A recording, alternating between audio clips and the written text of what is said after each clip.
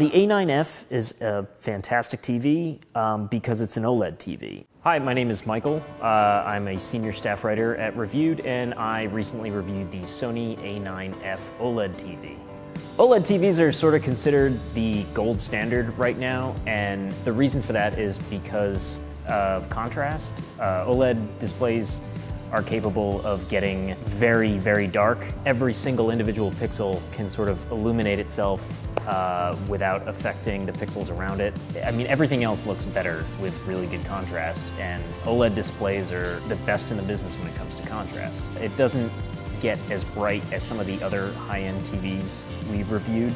The Vizio Quantum P got like well over 2000 nits. This sort of tops out in HDR. We took measurements, it got up to as high as like 750 nits, but because OLED displays are capable of getting as dark as they can, there's just so much more contrast on an OLED display than there are on non-OLED displays. Sony has made TVs with this design before. I've never seen them in person until now, but it's sort of like an easel. If you go around behind the TV, you'll see that it's like kind of leaning up against the stand, and the whole thing anchors into this heavy floor piece and then just sort of sits there. It's an interesting design that I think people are either going to really appreciate or it's just not going to work for them. I would love it if more companies decided to do something different with contemporary design of a TV. I mean, every TV pretty much looks the same, so when a TV like this comes around and it looks different and it stands out, that's kind of exciting to me.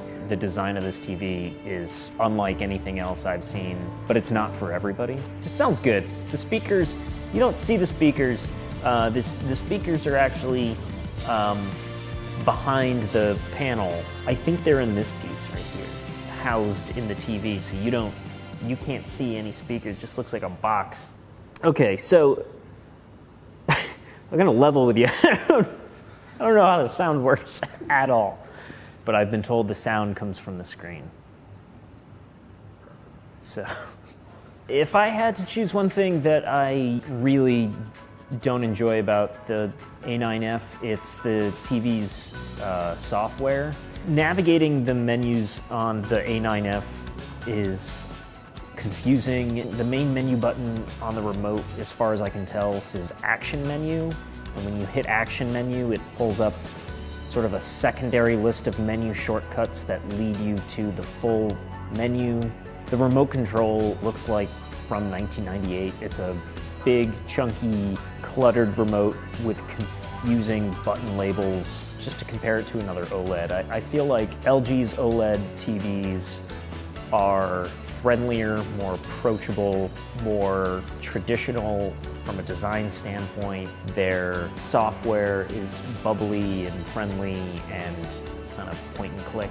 But I think there are a lot of people out there who are going to appreciate the A9F's unique design. So the 65-inch A9F, the one that we've got right back here, retails right now for about $4,500, and the 55-inch A9F, you can find that for around $2,900. The A9F performed great in our lab tests. Everything I watched on this TV looked really good, and I had a great time watching movies on it. I think the question you need to ask yourself is, do you want something that's sort of its own thing and different and a little bit harder to approach, like the A9F? Or do you want something that's a little more traditional and friendly and easy to use? For more information on this OLED and other OLED TVs, head over to Reviewed.